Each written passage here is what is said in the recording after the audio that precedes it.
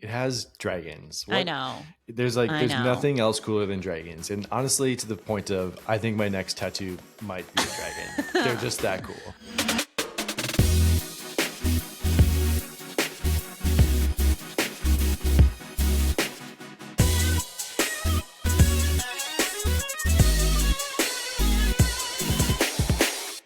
Hello. Hello. And hello, listeners. Welcome to this week's episode of Books I Make My Husband Read. I'm your host, Kristy, and this is my co-host, my darling husband, Jon, whom I make read the books. Hello, listeners. Do people say darling anymore? No, but we should bring it back. Okay. My darling husband. 1950s shit they want for me. Right. So this week we're going to be discussing Fourth Wing by Rebecca Yarros.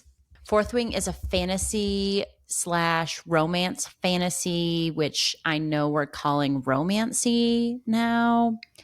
It's new adult. On Goodreads, it's listed as young adult, but I have issues with that. So why is it? Why is that a thing? Why do you have issues? So young adult technically is supposed to be marketed to 13 to 18-year-olds. And that was air quotes, by the way, for those of you not on video. Good call.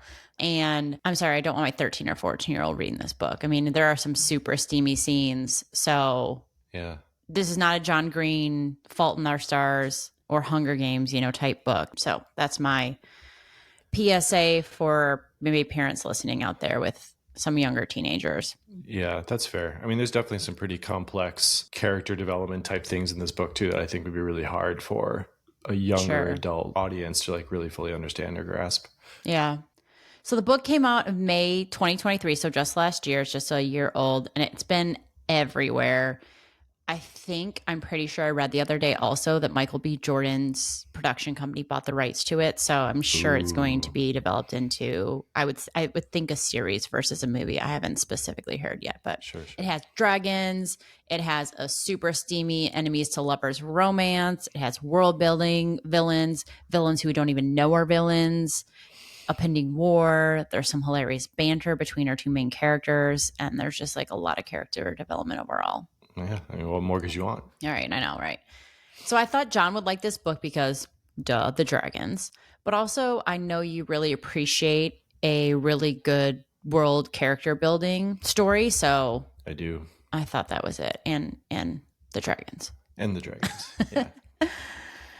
The formatting of our podcast is we're going to open up with a brief summary. It's not going to be too much more than you would get on Goodreads or the back cover or the inside flap of the book. We're going to tell you that the spoilers are ahead, so we'll pause so you can jump off if you haven't read this book and you have an interest in reading the book. And then we'll discuss it. I'll start by or mostly ask questions, and I think you'll probably have some questions for me, but we'll just kind of go back and forth and have a little chat. Yeah, a little chatteroo about the book. So, right. But before we get into the book, this week we are asking our listeners to head over to Apple Podcasts and please leave us a review about what you think of the show so far. Also, don't forget to subscribe while you're there if you haven't already. And we would also like to give you a little bit of an incentive for doing so. So if you go leave us a review, then you email us at booksimake.myhusbandread@gmail.com. We'll send you a show sticker and a button. All you need to do is email us your address and then a copy of whatever review you left. Nice. That's fun. I'm excited to get those. We just ordered them yesterday. Yes. Now, since this book is super popular, I'll say, and I know, I specifically know I've had friends and family read this book, but if it's been a while since you read it and you don't want to reread it, although I do highly recommend rereading it, I reread it recently and I think fell in love with it all over again / picked up new things. But if you don't want to read it, because I do realize it's she's kind of thick, she's a little big. She's long. I recommend checking out this great website that I personally use. It's called Recaptains. It's a gal that's in the UK. Her name is Amber. She's pretty hilarious. And she does a lot of fantasy, but she does a lot of series of books. And so if you are coming up on, for instance, Iron Flame is already out, which is the second book of the Fourth Wing series. and you were like, what the heck happened in Fourth Wing, you could go find that video and she gives you like a pretty thorough recap. I know we watched it together too, just to see what was going on. We did. We'll put a link to that in the show notes too. Yeah, good. Okay. Next thing I need to do before we get started is I want to fact check myself because I'm a big fact checker. So I have to hold myself still accountable. I said in our introductory episode that I thought I could only give one book 2 stars, but it turns out I've given a handful of book 2 stars. What? I know. I found a way to figure or how to review all your books on Goodreads, and then you can like sort it by least. And yeah, there were several actually there. It's a tiny percentage of the books that I have read, but Sure. there were definitely more than one. And I looked through the list and I stand by, I said what I said. So just wanted to clear that up. Fair enough. So you said in our last episode that you get fact checked, but you just didn't realize that you would be the one fact checking yourself. Yes. Okay. Yep. Good. I mean, I got to hold myself accountable. Sure. Should we start talking about the book? We should start talking about the book that you made me read. Yeah. All right. So Fourth Wing, I have said this a couple times that this book is a mashup between A Court of Thorns and Roses, which you have read. You didn't read the whole series. No, you stopped about halfway through the third one. Book, yeah. House of Dragon, which when I say that I am referring to the show, I have not read the books. I know, shame on me. But a mashup between those two plus Hunger Games plus Divergent. So A Court of Thorn and Roses based on the bond, the ability to talk to each other without speaking. Yep. Dragons because the dragons. Our House of Dragon because of the dragons, but also because the idea that a dragon chooses its rider and that there's a relationship there. Yeah. And then also they call Navarre, which is this main country, I guess, part of this new world, they call it the Vale. So I thought that was funny with House of Dragon. Sure. And then Hunger Games because there's a lot of cutthroat. People are killing people to survive in this world. And then Divergent because of the factions. Oh, yeah. And both those because there is an impending war, which it seems like we're moving toward. For sure. All right. So let's give a summary of the book. Okay. So the book introduces us to Violet Sorrengail. She's a 20-year-old. She lives at Besgaiath War College in Navarre. And her mother, Lilith Sorrengail, is a commanding general there. Up until about 6 months ago, Violet lived what I would say is like a pretty quiet life. She sequestered herself in the archives with the hopes of joining the scribe quadrant. However, Violet's mother, the general, decided that instead of joining the scribe quadrant, Violet would do what all Sorrengails do, and that was to become one of the elite of Navarre, which is a dragon rider. Yeah. And there are some challenges with that because we learned that Violet has some physical attributes that make her stature less than ideal for riding dragons. Plus, it's worth noting to your Hunger Games reference is that the rider quadrant is pretty vicious and pretty cutthroat. I mean, really the point of those whole classes and that the first year of that quadrant is to weed out the weak. And so here you have someone who has a, they don't call it a disability. It's not really a disability, but basically her bones are very fragile. I've thought like of an autoimmune disease. That's what I've always thought it. When I've talked to people about the book who haven't read the book, I've thought about it like that. But sure. Yeah, that's good. That's good.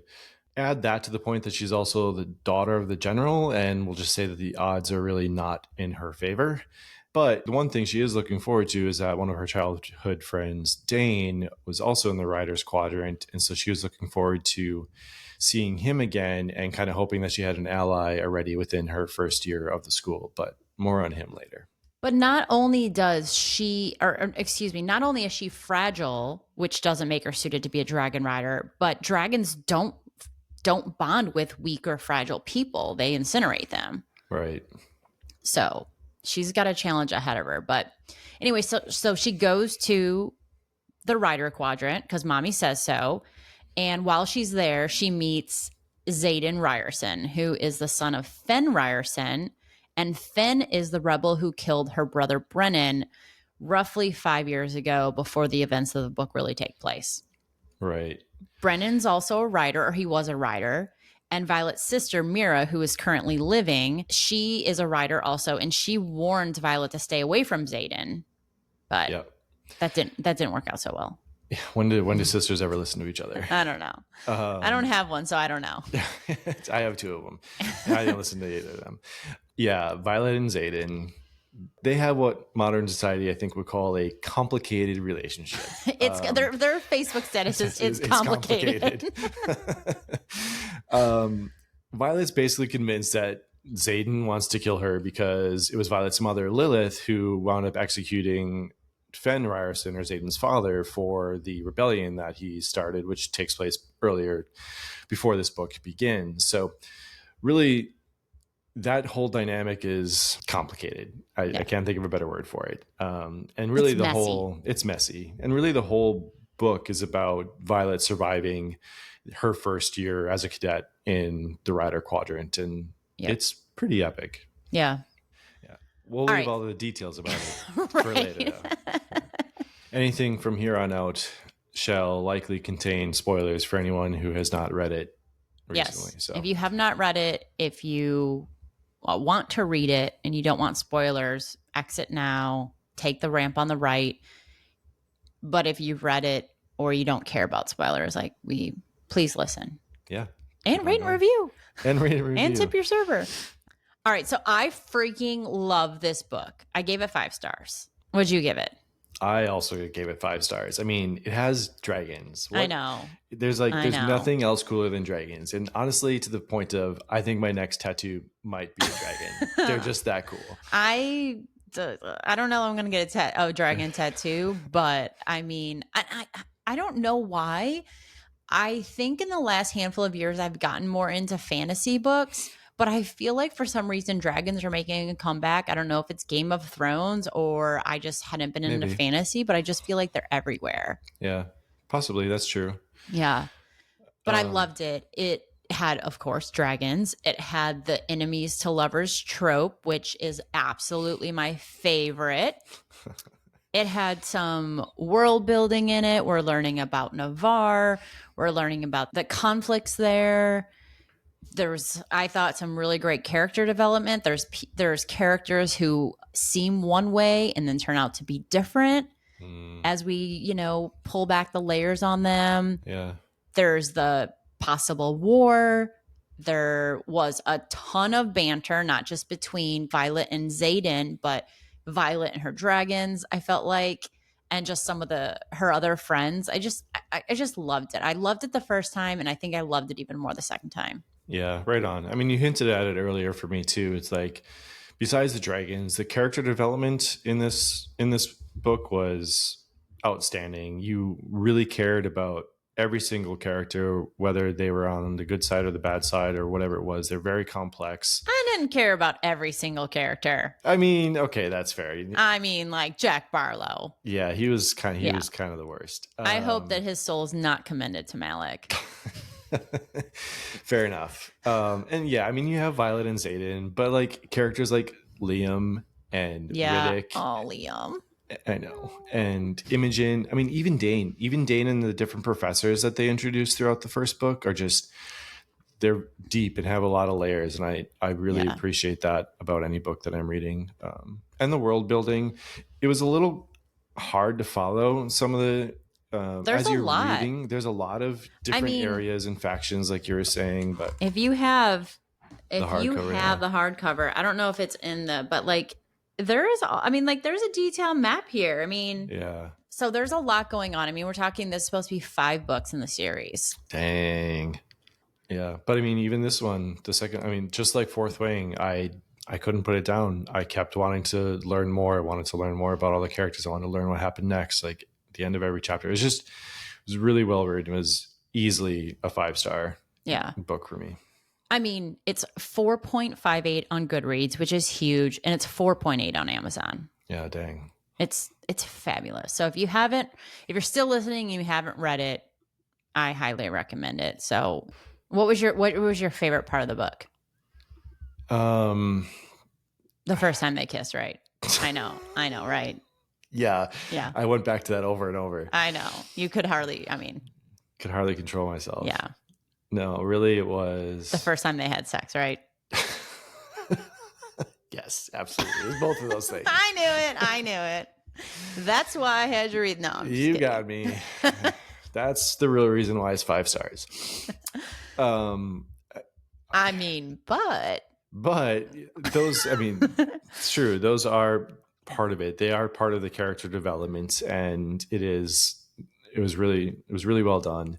I think the favorite part, though, not to sound cliche, was really the battle at the end. You have this entire book and really this lead up to what you don't know exactly what's going to happen, but then you thrust these kids essentially into this experience and how they handled themselves and what happens through that battle. And I know it's at the end of the book for a reason, to keep you like engaged and hooked, but it was just really well done, and not cliche in the sense that you go into this battle and everyone survives. Like, there was casualties and there was like real loss there, and that just made it feel more real.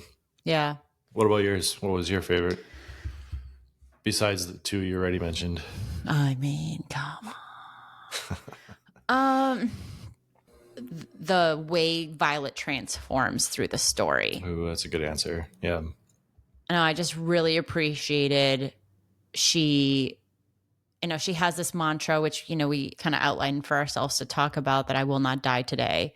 And I won't unpack that right now, but we just see her become this new person because she's forced to be.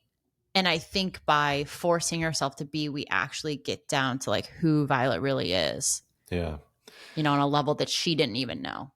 All right, so let's talk about that mantra. So she has, I will not die today. I view this as not the actual words, like I will not die today, but I will not let my physical limitations prevent me from using everything that I have to make it through. Yeah. And I'm going to figure it out in unconventional ways. I'm going to do whatever is needed of me to make sure that I make it through. Yeah. I mean, we've even sort of adopted that in our own real world lives too. Not the dying part. Not the dying part. I'm pretty sure on a normal day that I'm going to make it through. But there are some other things like that have been challenging, and we have said that. I will not quit today. I will not quit today. So if you were at Best Guyeth, what do you think your mantra would be? What would you say every day to get through? I mean, that one's pretty good. I know. Given how cut through that one. Yeah, that one. I will be awesome today. Yeah, maybe I would try to think of something from like How I Met Your Mother and just like be Barney or something. And be like, I'm going to choose to be awesome instead of being dead. All right, let's continue to talk about Violet and why she's there. So why do you feel like General Sorrengail, Violet's mother, the mama, why do you think she made her join the Riders Quadrant? Because she's ruthless. I mean, do you think that, or do you feel like that's because she's portrayed in the book that way? I was definitely feeling that as I read it. That's right. Yeah.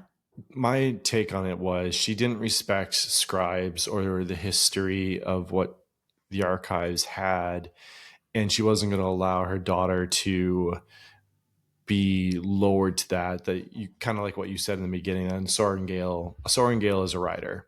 Yeah. That's it, period. And so you either be a writer or you be nothing. I have kind of a hot take on this because I don't know this to be true, but I do wonder, and hang with me for a minute here, is we find out later, and we can talk about this, that Xaden really pushes Violet in ways that no one else has pushed her before. Dane wants to coddle her and protect her, and he says that, like, he's holding you back. Xaden says Dane is holding you back. Dane sees that as his way of protecting Violet. But maybe, just maybe, that's how General Sorrengail sees her. She says, you've been coddled. Maybe she's even been part of the coddling. I see where you're going. Letting her father, scurry her away to the archives because she was a little bit more fragile. And, she breaks bones easily. She bruises, all those things are true. But maybe Violet's mom sees things in her that no one else has really seen. She knows how smart Violet is. She knows Violet will figure it out. Even if she doesn't have the physical strength, she's so smart and resourceful that she will figure this out. So maybe instead of her actually being ruthless, maybe she's the first person really in Violet's life who sees the potential in Violet. And yeah, there's a possible, chance that she might die. But if she doesn't, think of all the possibilities. Yeah, that's great. That's a great perspective. I definitely hadn't thought about it that way. But as you're talking about that, there was a part in the book, maybe it was after Gauntlet or something to that effect, where Violet survived and she runs into her mother, and Violet says in the book that she thinks she saw like a little hint of a smirk or a little hint of a smile that she made it. Yeah. Violet took this as just like different than that, but maybe you're right. Maybe there is something a little more to that where Violet's like proving her right almost. Yeah. I just have a feeling that there's more there. All right. So let's talk about Dane's feelings. I just hinted to those. What did you think about how he kind of coddled, protected her? He wanted it multiple times. He wants to sneak her off to the scribe quadrant because that's where he thinks she should be. Yeah. But he does it. I mean, we know, or we can assume he does it because he loves her and he sees this is his way of protecting her. Freaking Dane. I think that his intentions were coming from a good place, but I think Dane's view of Violet was limited to that of her as a child. They were childhood friends, and so he only saw her through that prism, and it blinded him from giving her a chance or opportunity to grow and develop and become someone different. And so for him, the only way that he knew how to protect her was to remove her from something as opposed to challenging her to step up into it. It's frustrating as shit as you're reading it. It's just like, are you freaking kidding me? Are you I know, really I want to going shake there right him. now? I just want to slap. I want to punch him so hard sometimes. Yeah. Dane is really, like you said, he's looking at her through the lens of what he thought she was and maybe not who she is in this moment. Right. So he hasn't seen her in a year. He's a year older than her, and he went to the writer's quadrant. He is a squad leader. He's her squad leader. And yeah, he's constantly trying to, send her back to the scribe quadrant because he sees that as this is where she belongs. This is what she's been, really preparing for. There's no way that she can be a writer. He thinks she's weak. He thinks she's not capable of it. Yeah.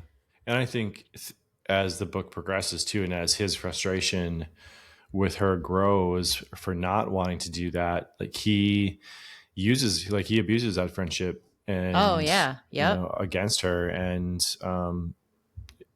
I mean, it winds up really driving the final stake between the two of them. Yep. All right, so we just talked about Dane. You want to talk about Xaden Ryerson? Sounds like you want to talk about Xaden Ryerson. Xaden Ryerson. I say with stars in my eyes. I mean, who wouldn't? The guy is a stud. I know. He's one of my favorite characters. I mean, obviously because he's the main one, but like the number of layers. He's just a badass. He is. Yeah, he is a badass, but he also has a soft side to him and some of the things he does for Violet. He helps her train. He has Imogen help her. He even though it seems a little overprotective, he wards her door. After she has the assassination attack, he has Liam, start to be her bodyguard. But he does things also like leave her violets in the room, and he has a saddle made for her dragon Tarn. And there's just like these moments where he's like really showing her through his actions, not through, his words, like how he feels about her. Yeah.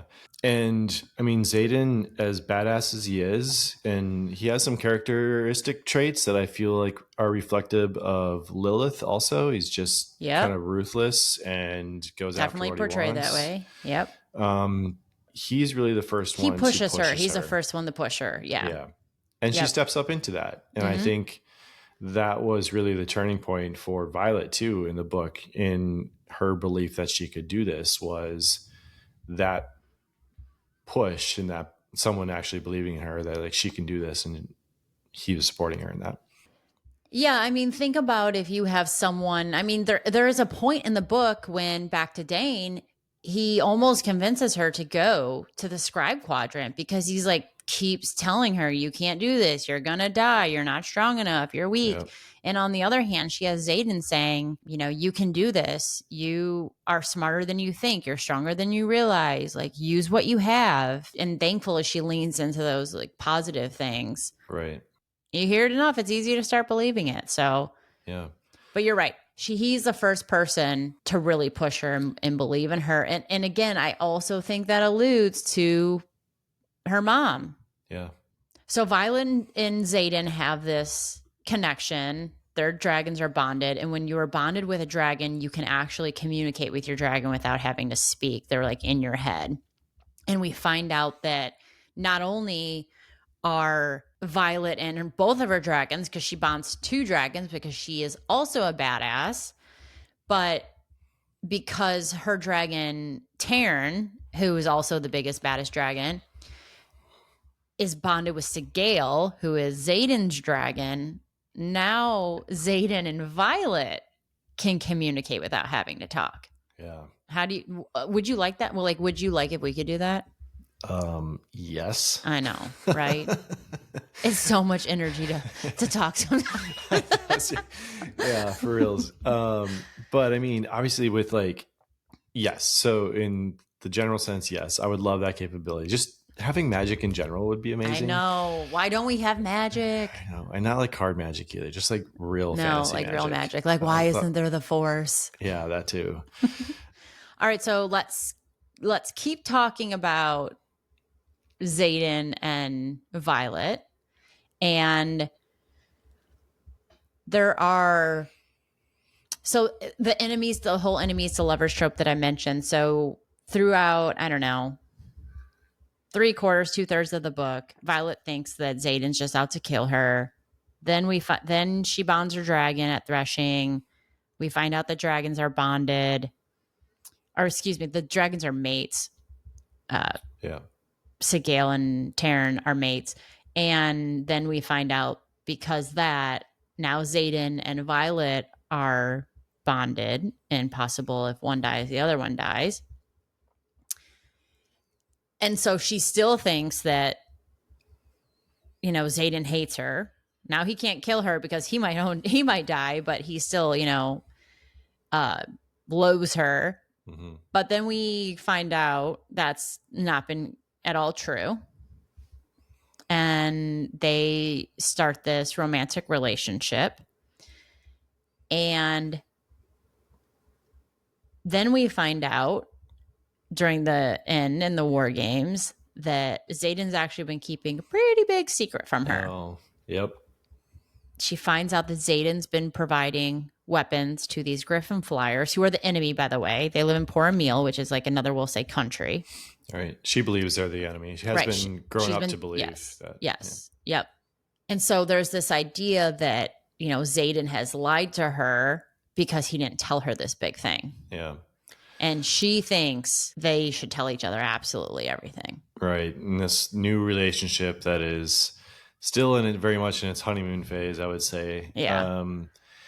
Just feels very betrayed. And I think that betrayal is cumulative, meaning like everything you just outlined, it's not just about him keeping that secret, but she's questioning now everything she's grown up to ever believe and be taught her entire life. And I think she packages that up into this narrative in her head that Zayden has kept all of this from me. Therefore, like it's like she's looking for someone to blame for all this, and he happens to be the one that she's going to hold accountable for all of this, all these secrets that have been kept from her. And do I think that everyone should share every single thing about themselves with anyone or every single person or their definitely not every other? Single person, but she thinks that this is the person that she is in an intimate relationship with. Yeah. And she thinks that he should have told her. Right. I don't. Yeah. I don't either. Think so. I think there are things that individuals just have the right to keep to themselves as an individual. Yeah. So I mean, and also Zayden says this. He was. I mean, there's many reasons why he didn't tell her, which we find out a little bit later, even yeah. at the end of the book. There was a real threat that Dane could read her mind. Oh yeah, And that there was something going in there. Now, Dane is a sort of intrinsic. They call it something else. He can read short-term memory, but he has to actually like touch the person's face or head. Right. So Dane, yeah. So there's this real threat for Zayden that there was something going on between Dane and Violet that he wasn't sure of, until, said they were exclusive with each other. And so he didn't want, he says part of the reason he didn't want to tell her is because what if Dane would have touched her and these secrets would have been revealed? Yeah. Which is fair. I mean, yeah, I think that's totally fair thing to keep from. Well, and especially when you learn the extent to the things that he's hiding. And I guess sticking on that same thing. So there's a lot of reveals there. We find out that, as we've already mentioned, Zayden and the marked ones are providing aid, these weapons to the, like what they call the enemy. We learn that the Venin and the Wyverns are not fables, they're actually real. And then we learn that Brennan, her brother, who she thinks died 5 years ago, is actually alive. What? I know, right? Mind blown. And so you get a lot of foreshadowing about these things happening. So I guess, did you see any of those coming? I definitely did not see Brennan being alive coming. Mm. They referenced him a lot through the entire book, but I thought he would really just be this sort of like underpinning, guiding light for Violet through her growing up, because they clearly had a strong bond while he was alive and through this journal and everything. So I just thought that was going to be his storyline, that he was just this really underpinning supporting character that was dead. So I definitely did not see that coming. I do feel maybe subconsciously that I was picking up on the fact that Venin and Wyvern would be real, that when those books weren't showing up in the archives and she was starting to put the pieces together. And I think I was probably piecing it along with her, maybe, I guess would be the best way to put that. But yeah, I didn't see Brennan being alive. It was a great way to end the first book for sure. Yeah. So I knew something was going on with Zayden because he has multiple times where he, like, I'll say sneaks off. Yeah. And even we see some of those scenes where he's kind of in the shadows of stuff. Violet catches him. She doesn't say and stuff, yeah, she doesn't say anything when the marked ones are meeting. She's like, oh, they're just discussing. He's helping them, which he was. Yeah. Then there's a couple other times similar to that.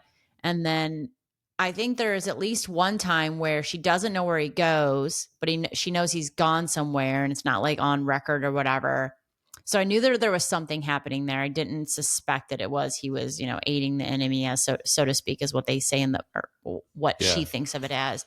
I 100% thought Brennan was alive because I just felt that there was a lot of talk about, like too much talk about him for this person not to have like this main part in the book. She references him many times. She gets his journal. She starts referencing quotes from his journal and different things like that. So I thought, I was not surprised when he shows up in the last scene, which is pretty badass. But the Wyvern and the Venin, I don't know. Maybe I maybe subconsciously, because like you said, they talk about a lot. The book's missing. What's going on, but I don't know that I really thought, oh, this is gonna come up. Yeah. All right, so back to kind of things that I picked up on in chapter 37. As I mentioned, how like you have the quote from a history book or whatever it is. So in this chapter, the quote starts off, I'm just gonna read it. But it was the third brother who commanded the sky to surrender its greatest power, who finally vanquished his jealous siblings at a great and terrible price. This quote was from one of those books with the fables that Violet's father gives her. And it's really similar to, so every time there's a quote, then there's something in that chapter that relates to the quote. Reflects that quote, yeah. Exactly. So in that chapter, the Venin, who she's fighting, tells her, you could command the sky to surrender all its power. And Violet even says herself, I am the sky and the power of every storm that has ever been. I am infinite. So I think there's just this theme that Violet commands the sky, or she has the ability. She hasn't figured it out yet. She has the ability to command the sky. And are we really going to see, there hasn't been a lightning wielder in 100 years, they say. Mm-hmm. Are we really going to see Violet come into this being? But also, back to the quote, the third brother who commanded the sky, she's the third sibling. This brother vanquishes his jealous siblings at a great and terrible price. I don't know. We know Brennan's alive. Brennan's part of the revolution. Violet's now part of the revolution. We don't know about Mira. We don't know about Mira. I mean, is the great and terrible price? Is there going to be something there? Did you? I don't know. I don't know if you caught that, or again, I didn't. You catch these things when you read it through the second time. But just what do you think maybe the significance is and about Violet's signet? Yeah, I mean, I definitely didn't catch any of that reading through it the first time. I mean, who knows? Maybe with this great power comes great responsibility. Yeah, I mean, it's a great line. Thanks, Spider-Man. That she maybe at some point in a battle or something, like she has to choose between saving the continent and saving her sibling or something to that effect. It's like Julius Caesar. It's not that I didn't love Caesar; it's that I love Rome more. Oh yeah. That. So,